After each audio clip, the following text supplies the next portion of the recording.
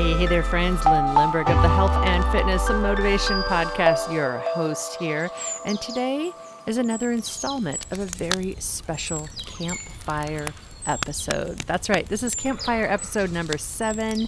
And it's about, every few months I come on and we pull the record off of our normal track. And then we talk about really what's been going on in my life, what's going on behind the scenes of Couch to Active, what's going on with the business of Couch to Active.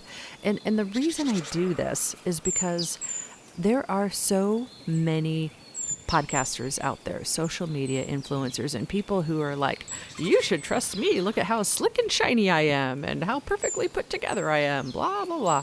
And it's hard to know who you can trust. And it's hard to know who you're really listening to and what their life is really about. And so every few months, I just take a quick break from the podcast and pause and say, hello, I am a human.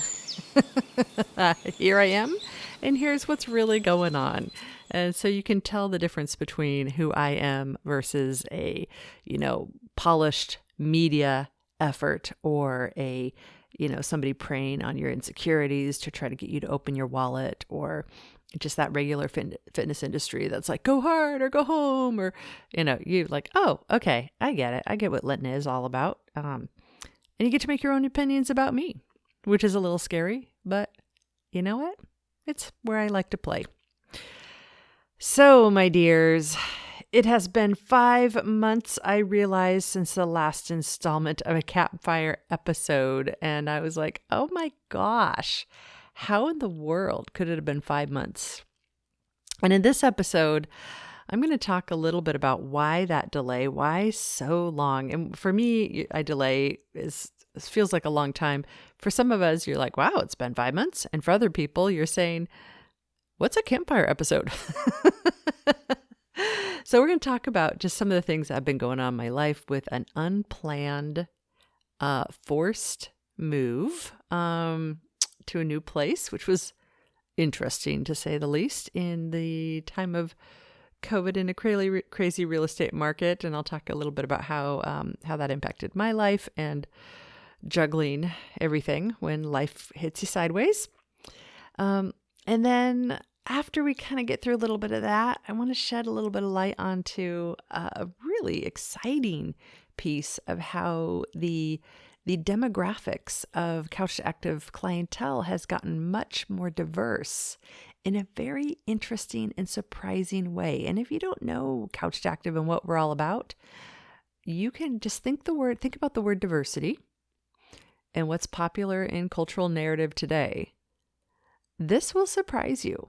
You'll be like, oh, wow, this is very interesting. And it's just like another way of looking at folding in all kinds of people into Couch to Active. So there's my little tease for that one.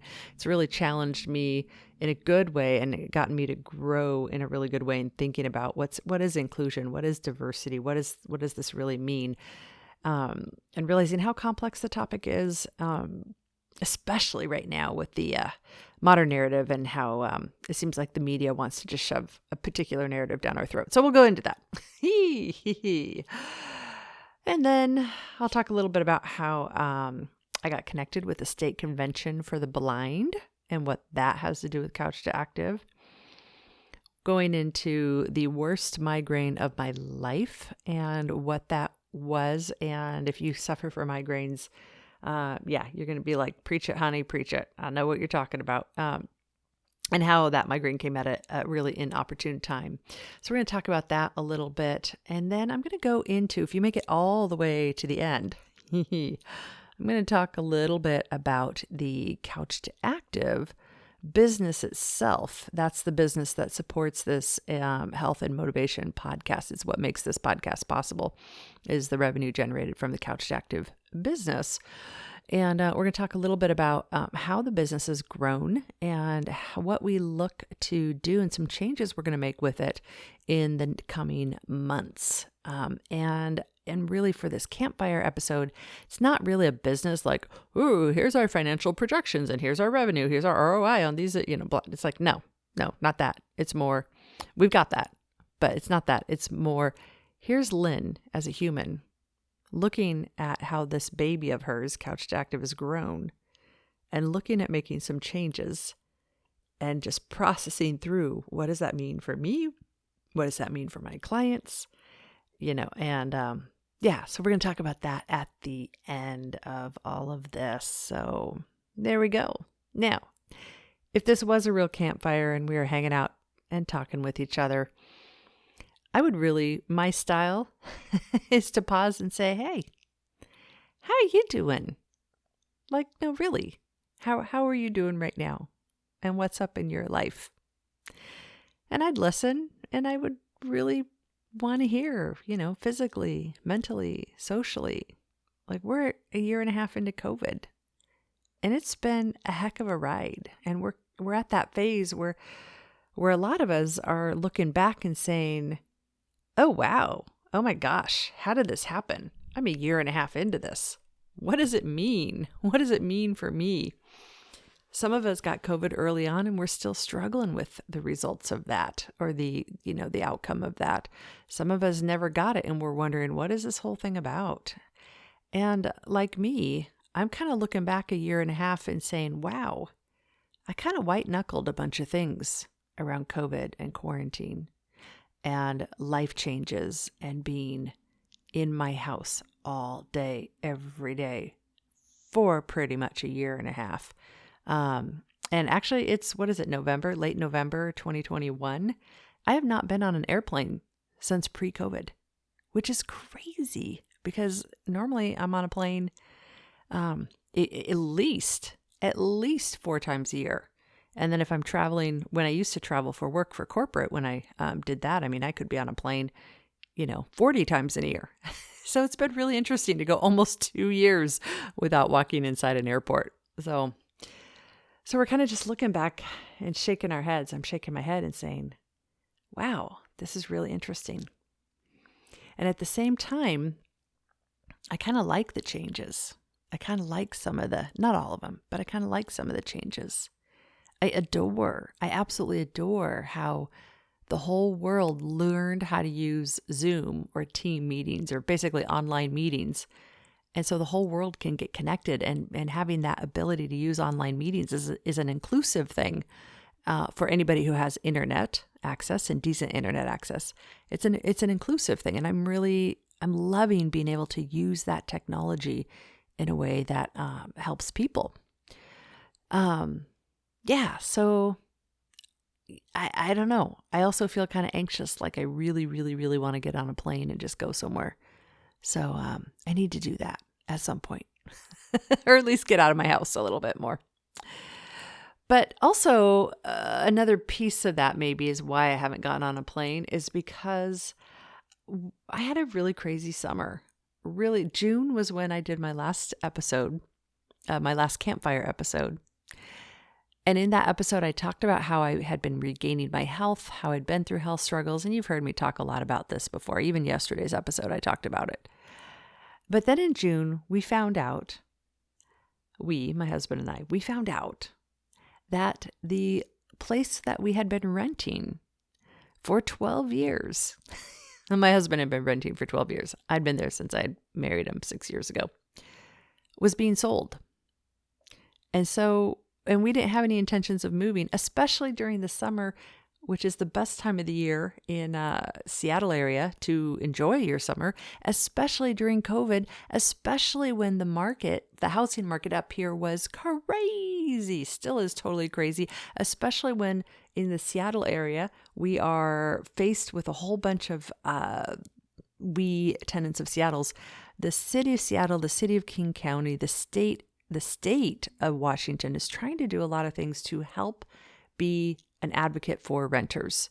They're making it a lot more difficult for landlords to, kick out tenants. They're making it more difficult for landlords to overtly or inadvertently discriminate as they bring on renters and pick who they want to have rent their house, because we rent a house. And then, of course, during COVID, Washington State had, I think, just lifted, but for almost a year and a half had this thing where if you were a renter and you did not pay your rent, you were not allowed to be evicted during the time of COVID. So lots of things that protected renters. Thankfully, we were able to pay our rent. So a lot of things that protected renters, but it squeezed the landlords. So you get this like inverse result where the goal is to help protect renters. And in some ways, those things do. But on the other hand, landlords are saying, peace out, man, I'm done. If I can't kick out somebody who's not paying their rent, if I have 50 billion other rules I have to follow and other taxes and other fees, and it's just only going to get worse, then I don't want to be a landlord anymore. And you take that and put on the triple turple storm, perfect storm of the fact that the housing market is bananas. I think we're in a total bubble, and houses in the Seattle area here cost more than they have. The inflation of houses has just gone through the roof like crazy, like enough that I'm thinking, oh my gosh, am I getting priced out of the market? Will I ever be able to buy a house again? But getting that, landlords are looking at all that saying, forget it. Now's a good time for me to sell my house. And then I can take my money and invest in something else. So landlords all over the place are selling their houses. So there's less availability of houses. Now take that and I know the wheels on the bus go round and round. Okay, so you take that where there's less availability of houses. Then all of a sudden you've got a rental market in the Seattle area that becomes highly competitive, and there aren't enough houses for people. And that's what we've got right now. And that's what we had when we were told that the house we were renting was being sold and we had to move. So then we ended up in this total chase of about 6 weeks of trying to find our new place to live. And we would get online. You guys, we would get online. And Zillow was one of the best places up here to keep an eye on the rental market. And I would check Zillow, no joke, every hour or two. And the second a house came up on the market that was even remotely in my ballpark, I would apply for it before I even looked at the listing to rent. And we went through multiple rounds of applying for a house to rent within hours of it being listed. And then within less than 24 hours going in to visit and view that house and telling them, hey, we've got great credit. We've got, we're really great people. We've got references. We've got a podcast. We're like we are great people, and we're clean. We have perfect records, no criminal history, And we can write a deposit right now. Like right now, we can write a deposit for you. And we went through a couple rounds of that. And within less than 24 hours, they rented to someone else. And I was like, oh my gosh. So one part of me was feeling as if this process of renting a house and having it be the owners of the house decision of who they rent to, it was actually all of a sudden got a little bit scary for me. And I had to work really hard to try to trust that it would all work out, trust the process, right? Trust it would work out, because all of a sudden I realized, okay, we have to be out of our house at the end of August, but we have no new house yet. And it takes about a month or two for these houses to flip around. And we have to convince somebody to pick us to rent their house. And if nobody picks us, we could actually end up being evicted out of our current house without having a new place to go. That was the first time in my life. I mean, I'm almost 50. And it was a really unique, interesting, highly freaking stressful situation to be in. And we had good backups. We weren't going to be homeless. We weren't going to be on the street. We ran worst case scenario. And our very worst case scenario was we would have to live with one of our moms. And our moms are nice, so that wasn't so bad. But imagine me running this business anyhow. See, you guys, these campfire episodes is where you really get to see what's happening behind the curtain. So in that process, we got really savvy and really good. And we ended up making this like resume kind of letter to potential landlords that we would give to them, and of all, like, here's all the reasons you want to rent to us and why we're so fabulous, and why you should feel guilty if you don't rent to us, because we have an elderly mother nearby that we're trying to care for, and our children are in school in the area, and we did it all. We pulled every punch we could, or we pulled every string we could, whatever you want to say. We poured on the love, and we got a house to rent. And the cool thing about it was, it was in the area that we wanted. But even that left me with this weird and I know I overthink things, this weird pit in my stomach a little bit of like, now this time we were the benefactors of a landlord who chose us over someone else. And I kind of paused and thought, okay, this is a bit of a catch-22, because the laws that Seattle has about landlords not being able to discriminate, and you have to take the first application and you have to do them in order, those rules don't apply to where we live yet. I believe they will soon. So today, technically, the owners of the houses are able to discriminate and pick the person they want to rent for them. And even that gets complicated, right? Because you get where I'm going with this. And I couldn't help but thinking like, oh my gosh, this is me and my husband. We're white middle-class America. What if it was 1950 and we were black middle-class America trying to rent in this neighborhood? Like, would the story have been different? And that just kind of, overthinking, I know. So anyhow, beyond all that overthinking and all that drama I had in my brain that, it actually manifested or existed, we did get a house in time. We did have a 2-week gap between our houses, which meant everything had to go into storage. So everything had to be moved twice, which is maybe part of why it's been 5 months since my last campfire chat with you all. Because this just wasn't any old move. This was moving from a 7-acre farm that included a workshop, because my husband's an artist, a wood artist.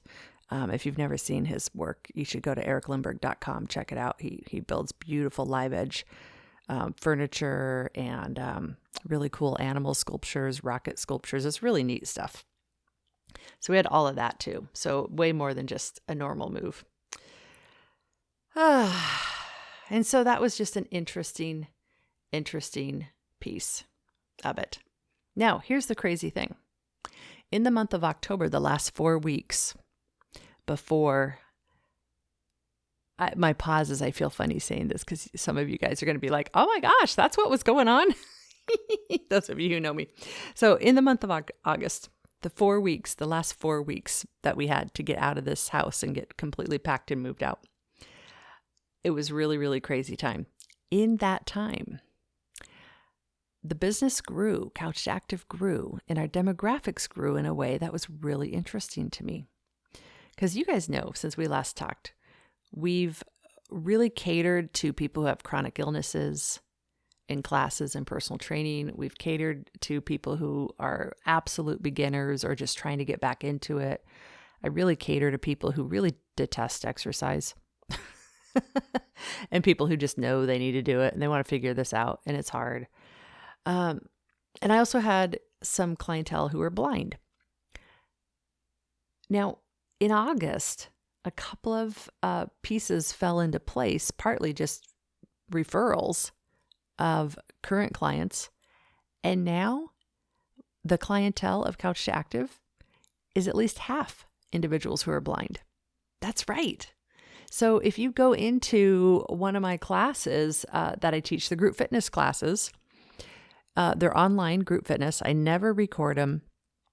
And I'm on video for all of them except for the ones I title voice only. I actually have classes where I teach exercise classes and nobody's on video.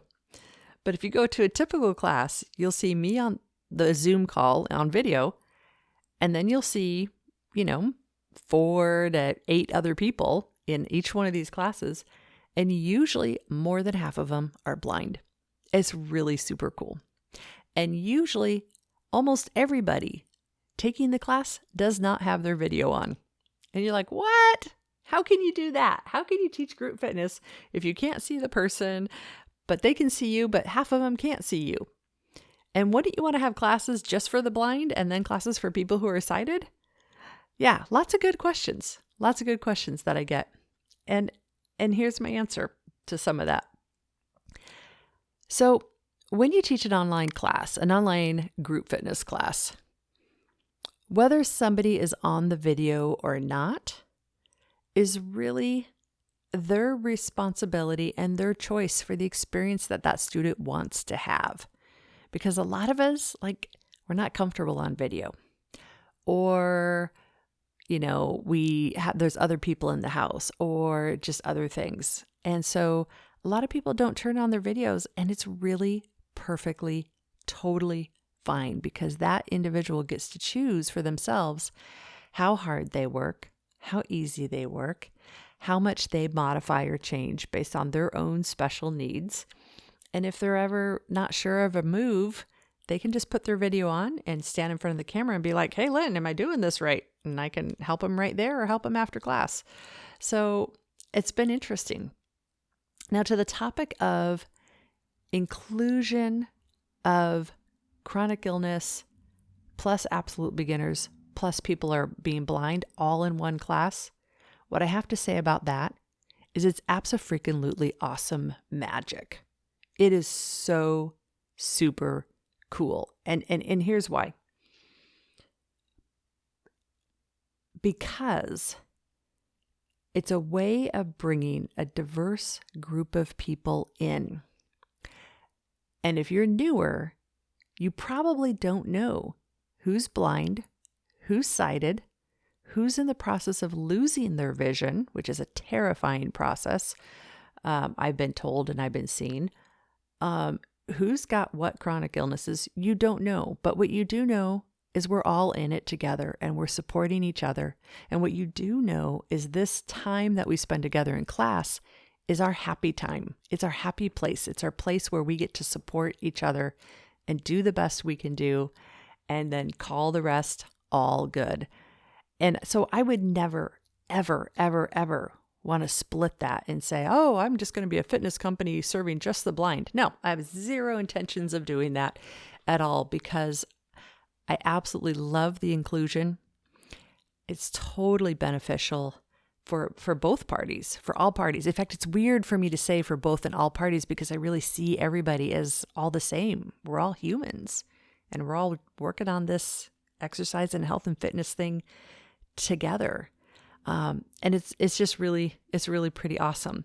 So we do have a couple of things like now and then, if somebody's talking, I might be like, oh yeah, explain the blue sky you see, or, somebody might hold something up on the video and I'll explain like, oh yeah, that's a little gnome. It's a stuffed animal, 8 inches tall. And, it's got a beard and made out of a sock, true story.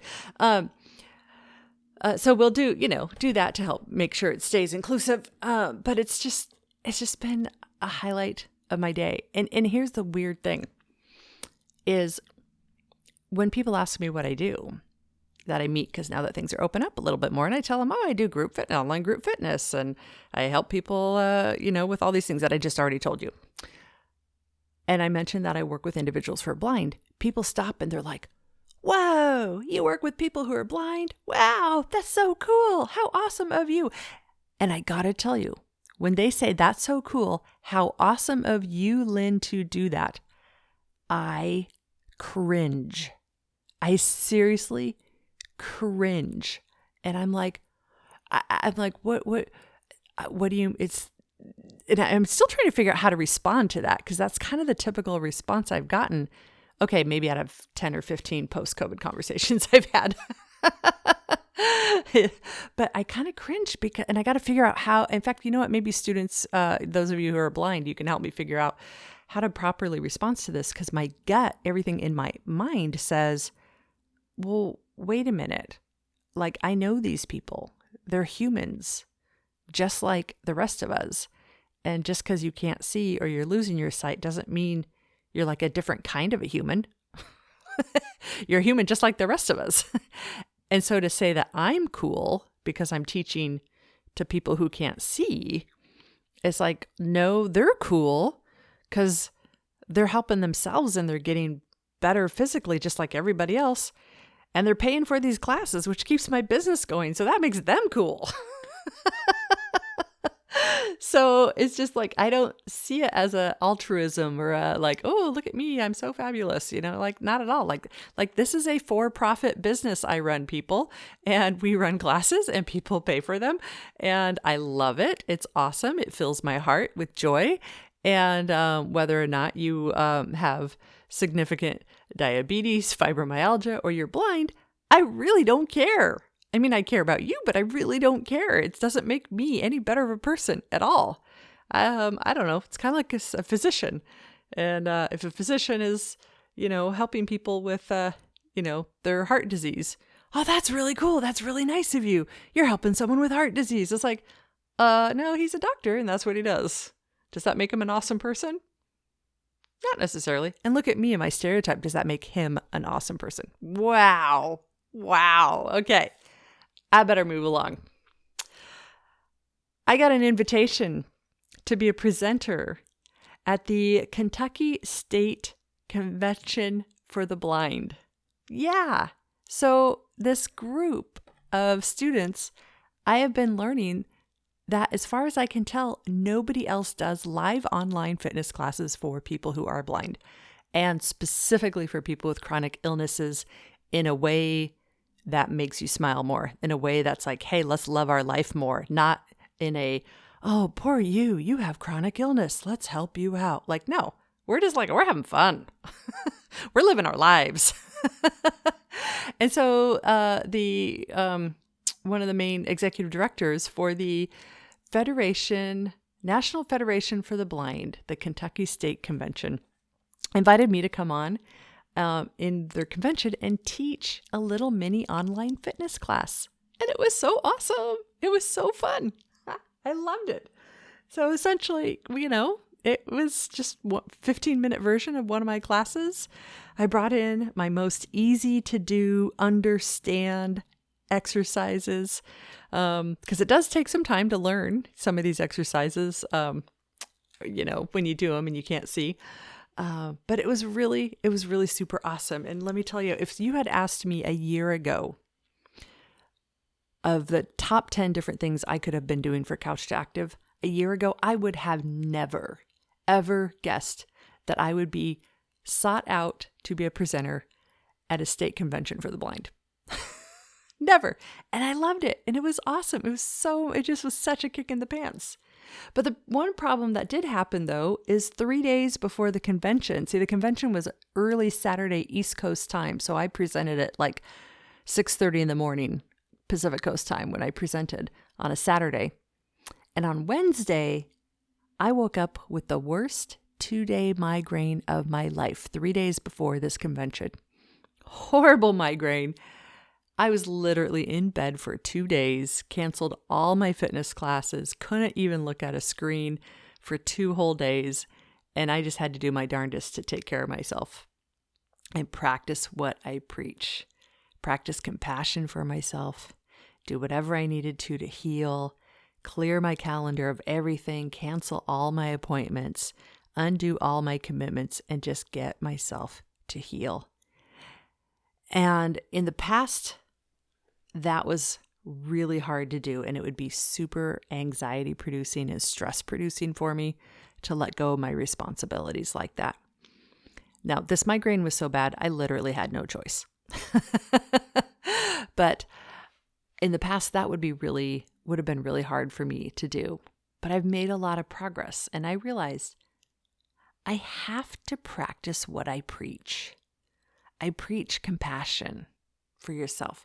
I preach doing what you can do to heal. I preach owning it and really figuring out and getting creative and brainstorming. What is it going to take for you to heal? What is it going to take for you to love your life more? And I knew I had to practice what I preached. And so this round, it was actually easier for me. I knew I needed to cancel everything.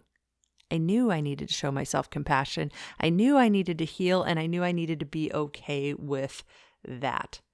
And so I was kind of proud of myself, actually. I felt like I was a better, higher, more evolved me when all this happened, because I knew I could just own it. Own the fact that I needed to get better. I needed to relax. I needed to take care of myself and not stress about it, because it used to really, really stress me out when I missed classes, if I ever had to cancel them. And now it doesn't as much, but I'm also realizing, though, that I really don't want to have any classes missed. I mean, you guys got to know these classes I do currently, November 2021. This will be an interesting time capsule.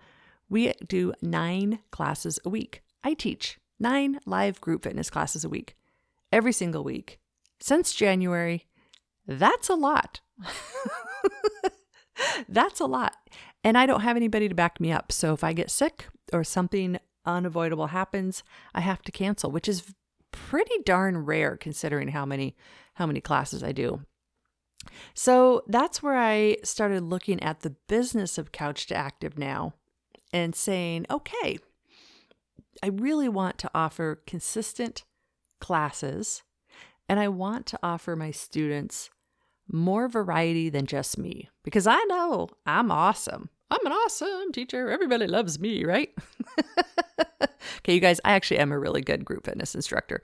But I'm just me. I'm the same old banana every single day. Yeah. And for week after week after week. And I'm great. And it's awesome. And at the same time, I want to bring in more. But I thought to myself, how could I hire someone else to teach some of these classes? I mean, surely they won't be as good as me. Surely they won't quite resonate exactly with me. Sure, they'll be different. They might mess something up. They might make somebody angry. They might, do something that makes somebody not like it anymore. And then I was like, wait a minute, Lynn. Wait a minute. Look at this a different way. Yeah, I'm a great group fitness instructor, but there's instructors out there who are even more qualified than me and have been doing it longer than me and have more experience than me. I need to go for one of those who would be fascinated by the concept of 100% online work with people who have, as we know, we already went through our demographics. And I need to find somebody, train them up, and help them learn how to work with this diverse group, and train them up in a way that they are actually better than me. Yeah. Help it so that they are a better employee than me. They are better explaining than me. They're more fun. They're different. They're unique. And if nothing else, they bring in more variety. So we have more different kinds of classes and class formats. So when I started to think of it that way, then with really all good integrity, I could say, yeah, this is what I want to do. And so that is what we're doing for Couch to Active. We actually have, if you know somebody, we have a job rec open for a group fitness instructor, and I'm going to hire 1 or 2 to take over some of the class slots I have and either teach the classes I have exactly or bring in a couple new formats. Like I don't have any yoga, and I'd love to bring in some yoga, or I don't have any kind of movement, dancey kind of stuff, and I'd love to bring in some of that. So that's going to be fun. So where is Couch to Active a year from now? Woo! That's a big question. But I'm going to make my guess. A year from now, I think we're going to be at least doubled in size. I mean, if you look at Couch to Active in January compared to where it is now, we are, wow, wait a minute. Yeah, we have like 20x'd in size.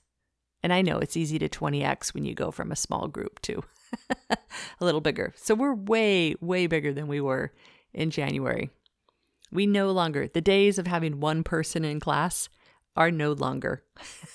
We got full classes every day. So a year from now, I'd say we're more than double in size, maybe triple. I think we've got a few more instructors. I think I'm still doing this podcast. I love doing this podcast. It's fun. I hope you enjoy listening. It brings me alive.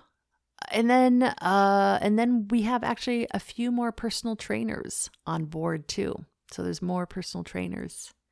And we're doing more sessions to help people dial in their nutrition and their food. So that's where I see us in a year from now, which will be pretty interesting for sure. So that's all that couch to active stuff that's been going on. And my move. I'm settled into the new house now. Very settled in.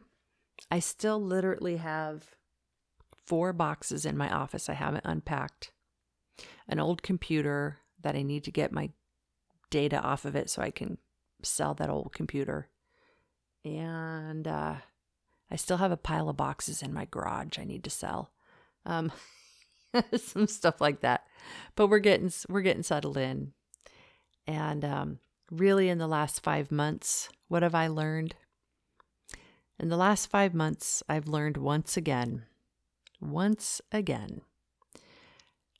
that compassion for myself is important.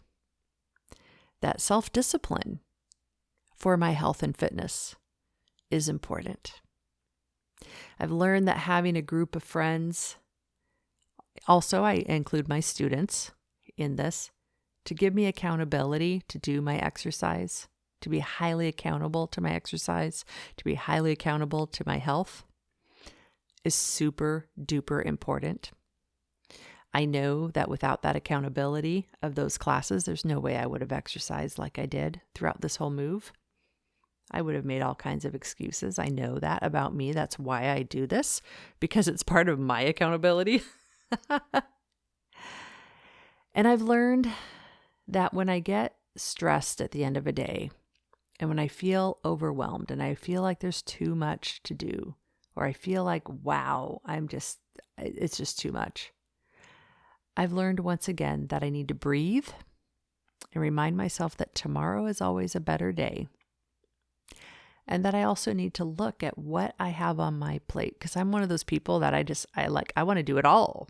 You know, I got a podcast, I personal train, I teach classes, you know, what? And I realize once again, I always need to be very, very deliberate about what I choose to bring on to my plate and do. I've learned also in the last 5 months that I need to remind myself, and I think some of you listening need to remind yourselves this too. You need to remind yourself, I needed to remind myself more, and this might surprise you. Maybe not. I need to remind myself that I matter.